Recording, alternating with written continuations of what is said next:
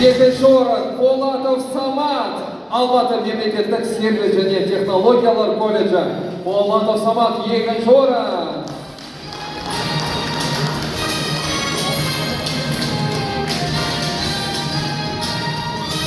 Және второе место, екінші орын Тұрғантай Әсет, Алматы мемлекеттік сервис және технологиялар колледжі. Құттықтаймыз.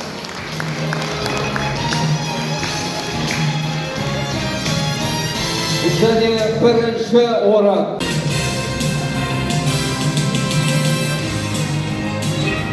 Третье место Толмачева Кристина, Алматинский государственный колледж сервиса и технологий.